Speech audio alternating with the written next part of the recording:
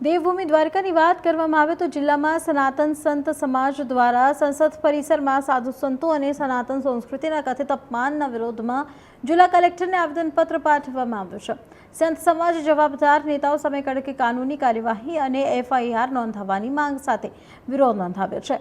દેવભૂમિ દ્વારકા જિલ્લાના ખંભાળિયામાં સનાતન સંત સમાજ અને હિન્દુ સમાજના આગેવાનો મોટી સંખ્યામાં એકત્રિત થયા।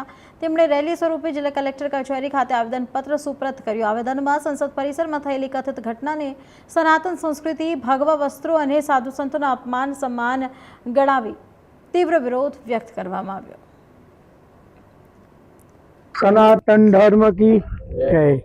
હવે પપ્પુ યાદવ એને પેલા તો ભગવા કપડા, ભગવા છે એ અગ્નિ તત્વ છે, ભગવા કપડા પહેરી અને રામચંદ્ર ભગવાનનો ફોટો નીચે રાખી અને પૈસા જે આવ્યા એ ખીચામાં નાખ્યા। આ એવું કૃત્ય છે પપ્પુ યાદવે કર્યું છે। બધા સંતોએ એવું કીધું એનું રાજીનામું નહીં, એને ગધેડે બેસાડવો જોઈએ। હિન્દુ સંસ્કૃતિમાં ખબર પડે, હિન્દુ સંસ્કૃતિનું જે અપમાન કરે ને એને ગધેડે બેસાડવાની જરૂર છે। એને ગધેડે ન બેસાડો ત્યાં સુધી બધું નકામું છે। જેમ અત્યારે આખા ભારતની અંદર આજ છેલ્લો દિવસ હતો 5 તારીખ આવેદનપત્રમાં, આખા ભારતની અંદર બધા એક એક જિલ્લાની અંદર કલેક્ટરને આવેદન દીધું। આજની તારીખ આપણી છેલ્લી હતી।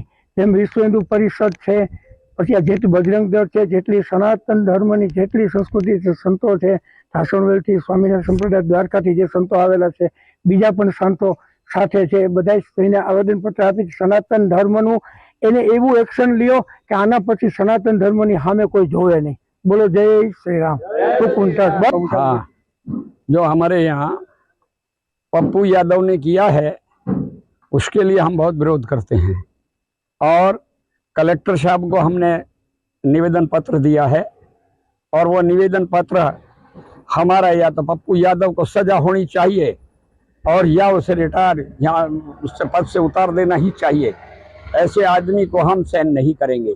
जब तक हम धरती पे हैं तो जब हमारे देश में होएगा तो हम संतों भी, क्योंकि हम इस देश का अन्न खाते हैं और इसी देश के नागरिक हैं, तो हमारा बोलने का हक है।